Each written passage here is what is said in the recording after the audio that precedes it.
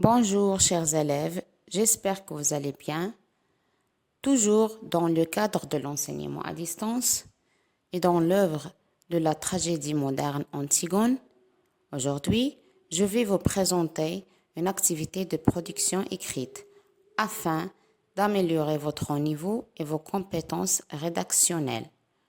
J'ai inspiré le thème d'après l'œuvre d'Antigone.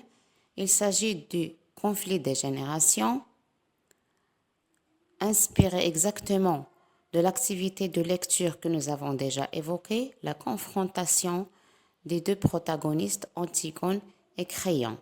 Comme vous le savez, Antigone représente la génération des jeunes et Créon représente la génération des vieux.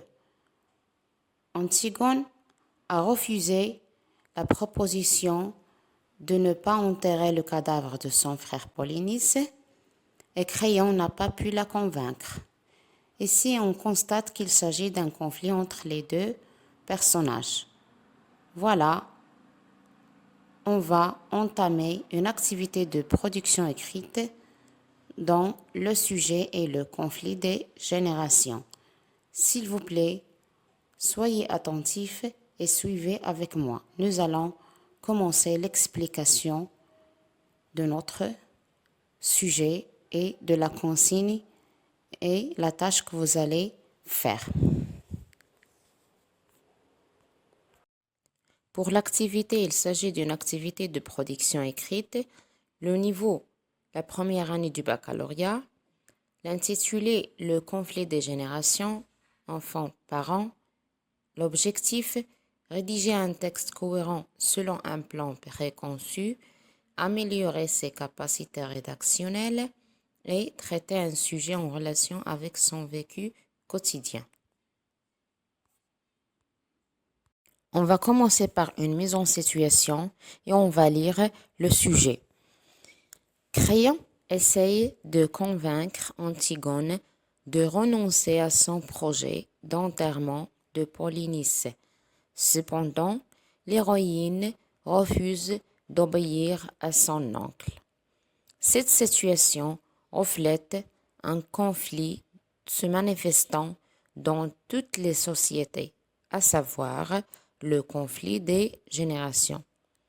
Donc, ce petit paragraphe est un exemple tiré de l'œuvre d'Antigone pour entamer notre sujet et notre thème, le conflit des générations. Voilà le sujet.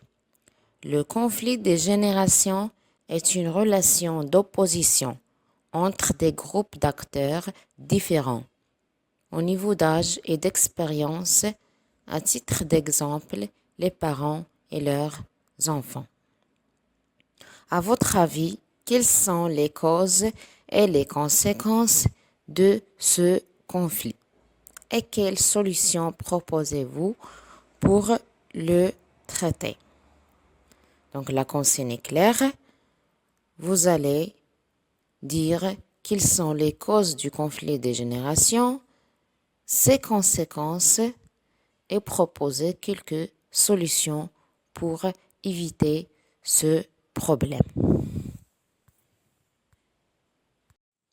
Ainsi, on va relever les mots-clés dans notre sujet. Nous avons le conflit des générations, nous avons les parents et leurs enfants, nous avons le mot cause, les conséquences et les solutions.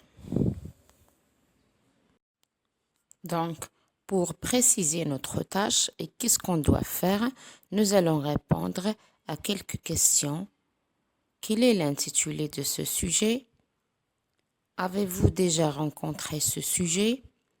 Dans cette activité, vous êtes appelé à faire quoi exactement? Selon la consigne du sujet, quel est le plan que vous allez adopter? Qu'est-ce que vous allez traiter dans l'introduction? Combien de paragraphes vous êtes censé de rédiger dans le développement? Et la dernière question, quelle est l'étape finale? Je vais vous donner un petit temps pour réfléchir. S'il vous plaît, faites une pause de la vidéo et réfléchissez bien.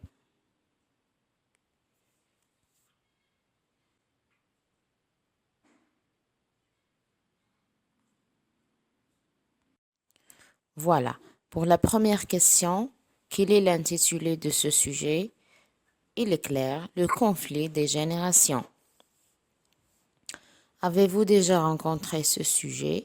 Oui, dans l'activité de lecture, nous l'avons déjà mentionné dans la présentation du sujet, la confrontation entre Antigone et Créon. Il s'agit d'un conflit des générations.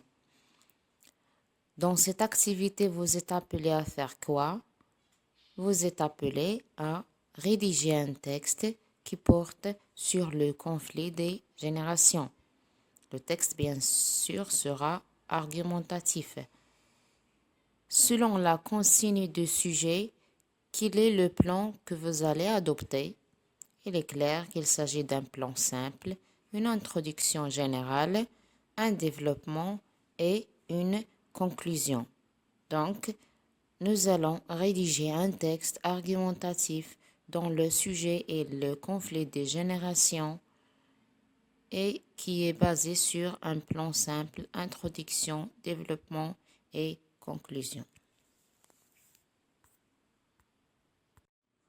Qu'est-ce que vous allez traiter dans l'introduction? Nous allons présenter généralement le sujet, le conflit des générations, et puis nous allons préciser le type de conflit à traiter dans notre cas, le conflit entre les parents et leurs enfants, et poser la problématique et ce que nous allons traiter dans le développement. Combien de paragraphes vous êtes censé de rédiger dans le développement? Comme le mentionne déjà le sujet, nous allons traiter les causes dans un premier paragraphe, les conséquences dans un deuxième paragraphe et à la fin, nous allons proposer quelques solutions du conflit des générations. Quelle est l'étape finale? Il s'agit clair que c'est la conclusion. Nous allons mettre notre point de vue personnel ou une synthèse générale de tout ce qui est dit dans le développement. Une récapitulation de ce que nous avons évoqué déjà dans le développement.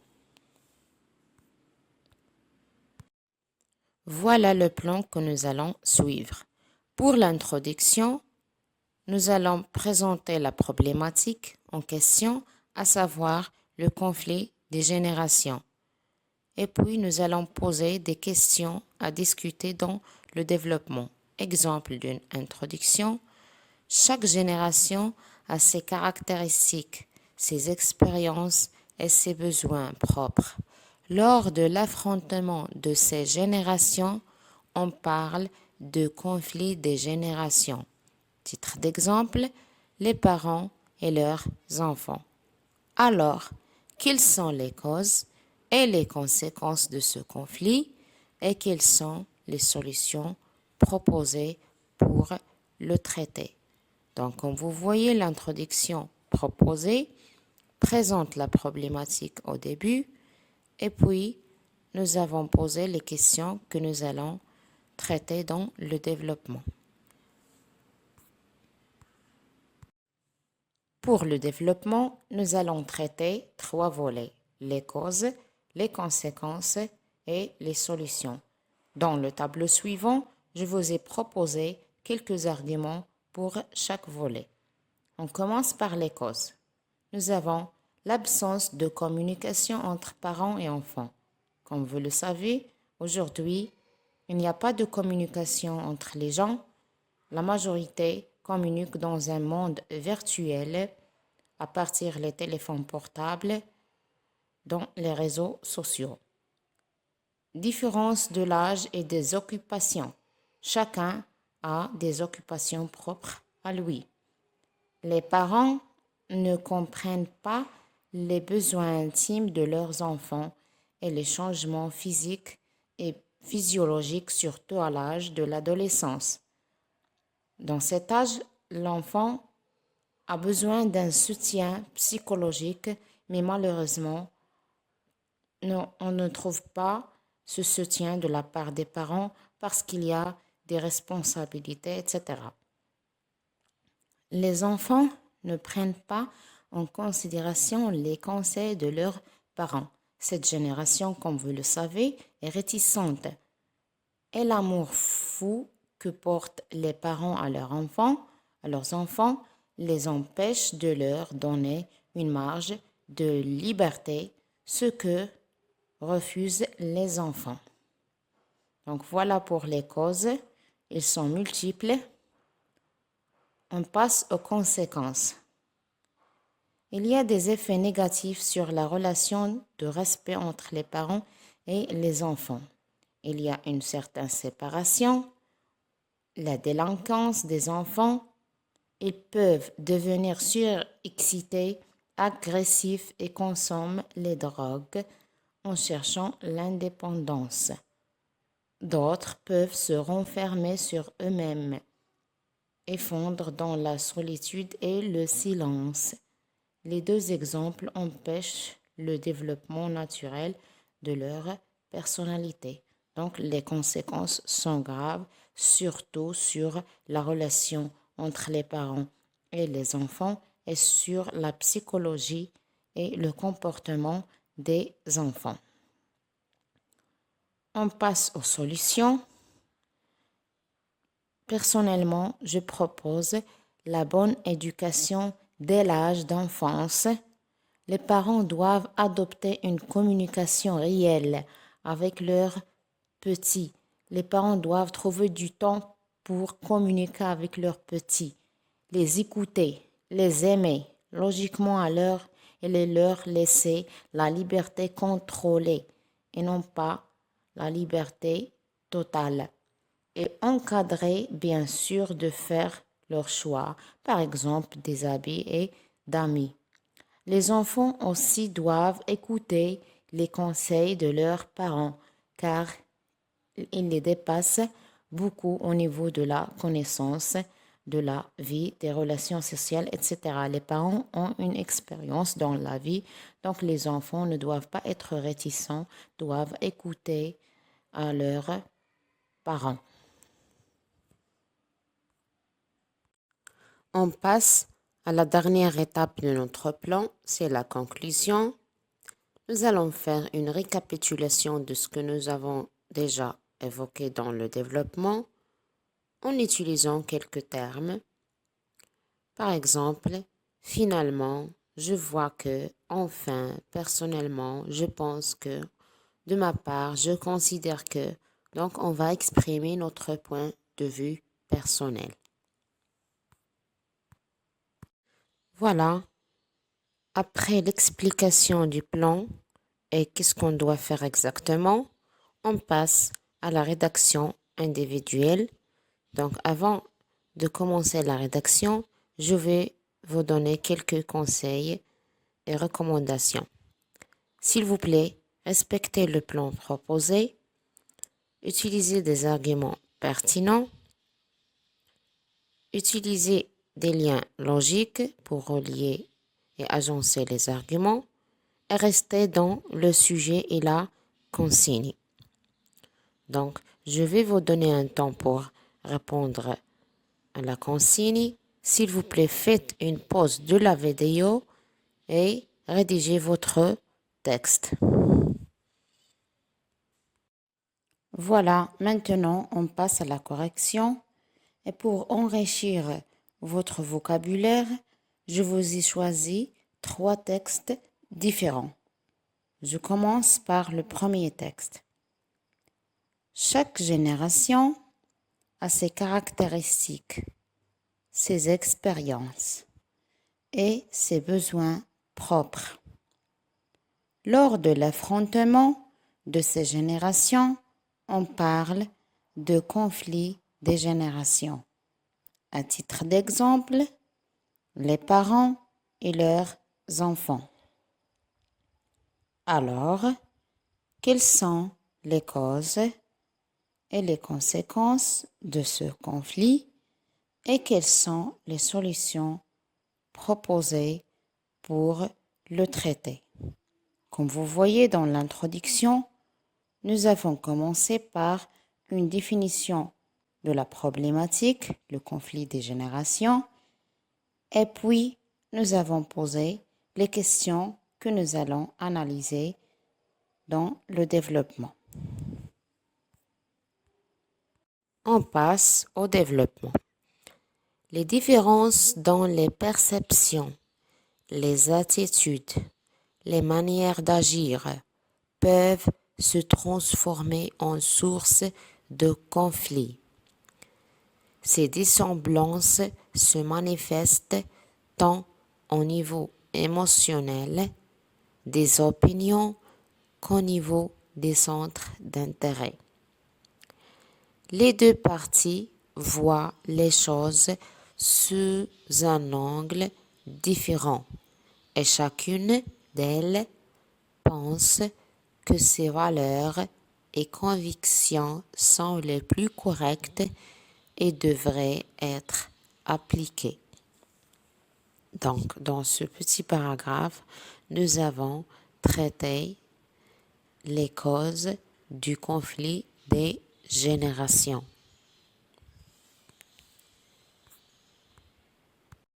On passe au deuxième volet, les conséquences des conflits. Généralement, au sein de la famille, sont bien multiples, car ils peuvent entraîner une instabilité familiale suite aux désaccords fréquents entre parents-enfants. Certaines valeurs et coutumes risquent également d'être perdues. En plus des problèmes que nous avons déjà cités, la délinquance juvénile, la drogue pour les enfants, etc. Nous entendons souvent des témoignages de personnes qui ont aujourd'hui des remords car elles n'ont pas pu ou bien essayé de comprendre l'autre. On passe à la dernière étape du développement, ou bien le dernier paragraphe du développement, et à la conclusion. Finalement, pour éviter ce genre de conflit, je vois que les générations devraient fournir des efforts pour aboutir à un compromis mutuel.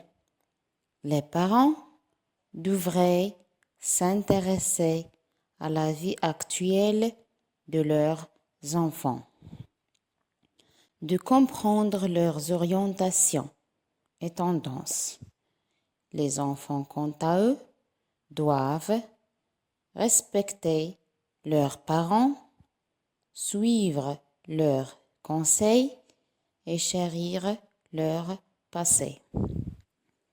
Parents et enfants doivent apprendre à accepter la réalité vécue par l'autre par la voie de la bonne communication et du dialogue. Voilà, c'est la fin du texte. On passe maintenant à la lecture du deuxième texte que je vous ai choisi. On entend par conflit toutes sortes de mésententes ou dissociations entre deux individus ou groupes de personnes. Le mot conflit intervient dans le cas où il y a divergence entre des idées ou des sujets à discuter entre ces derniers. Le conflit de génération est donc une opposition entre les générations, différentes selon un contexte.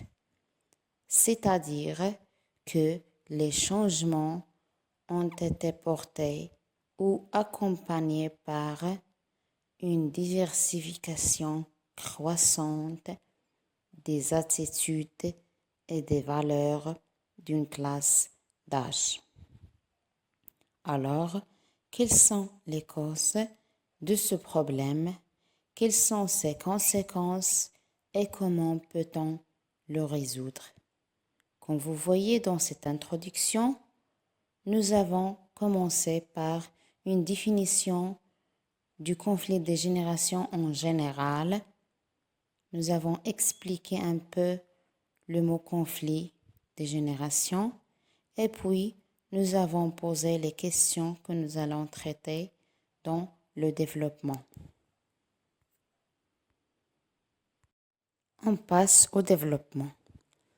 De nos jours, le conflit des générations cause beaucoup de problèmes dans la société, que parfois il est très difficile de les résoudre. Mais quelles en sont donc les origines de ce problème?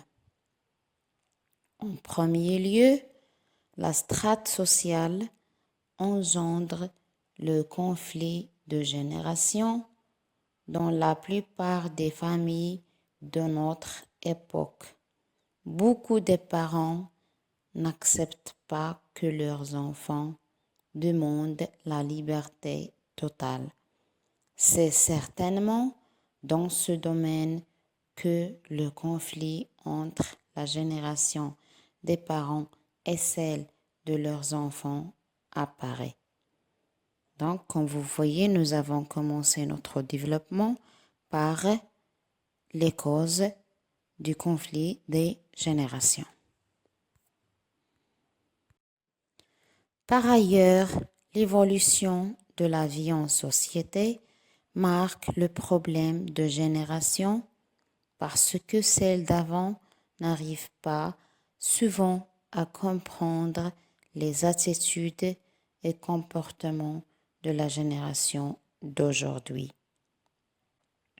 Les parents ne comprennent pas les besoins intimes de leurs enfants et les changements physiques et physiologiques, surtout à l'âge de l'adolescence. Et les enfants, à leur tour, ne prennent pas en considération les conseils de leurs parents, en plus que l'amour fou que portent les parents à leurs enfants les empêche de leur donner une marge de liberté. Cette situation conflictuelle engendre beaucoup d'effets négatifs sur la relation de respect entre les parents et les enfants. Donc, comme vous voyez dans ce paragraphe, je vous ai choisi les arguments que nous avons déjà mentionnés dans le plan de la rédaction. Séparation, délinquance des enfants, ils peuvent devenir surexcités, agressifs et consomment les drogues en cherchant l'indépendance. D'autres peuvent se renfermer sur eux-mêmes et fondre la solitude dans la solitude et le silence. Les deux exemples empêchent le développement naturel de leur personnalité. On passe aux solutions et à la conclusion. Finalement, pour éviter le conflit parents-enfants, je propose les solutions suivantes. La bonne éducation dès l'âge d'enfance. Les parents doivent adopter une communication réelle avec leurs petits, les écouter, les aimer logiquement et leur laisser la liberté contrôlée et encadrée, bien sûr, de faire leur choix d'habits, d'amis par exemple. Et les enfants doivent écouter les conseils de leurs parents car ils les dépassent beaucoup au niveau de la connaissance de la vie et des relations sociales. Voilà, c'est la fin de ce texte. On passe au troisième texte.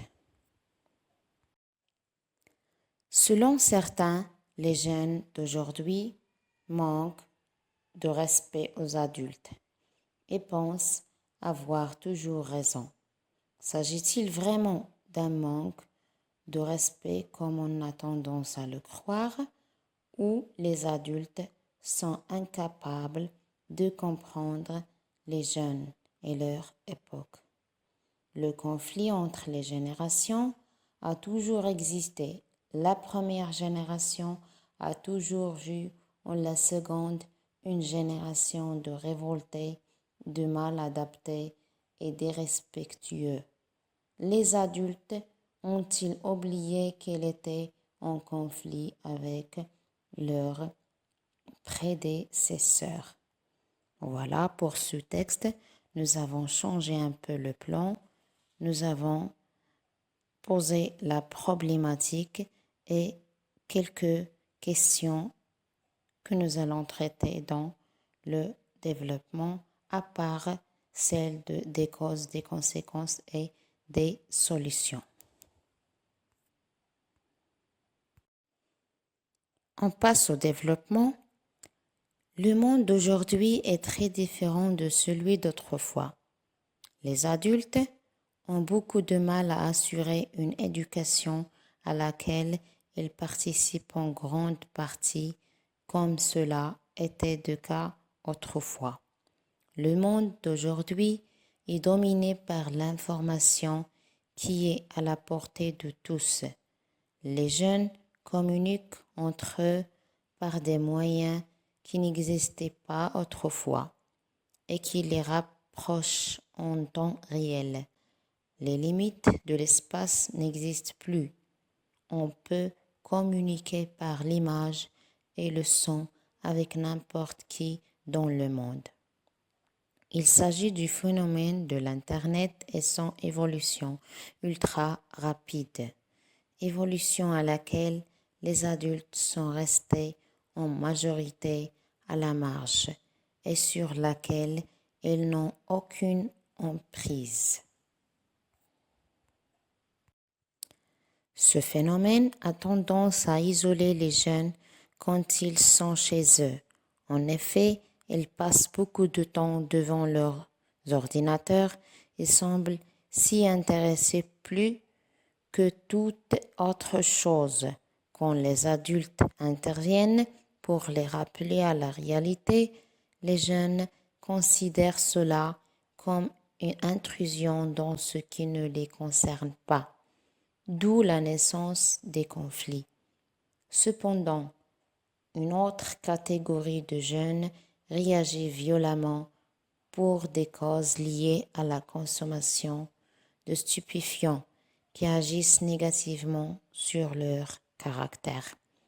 Ceci nécessite un appui psychologique pour les aider à sortir de cette expérience dans laquelle ils se sont engagés de bon gré ou malgré eux. Ainsi, pour éviter ce genre de conflit, je crois que les adultes doivent faire un pas vers les jeunes et changer leur façon de les considérer en instaurant avec eux un véritable dialogue. Ils doivent faire l'effort de les comprendre et essayer de s'adapter aux changements que connaît le monde. De cette façon, ils peuvent même éviter que les jeunes cherchent refuge dans la drogue et les mauvaises fréquentations.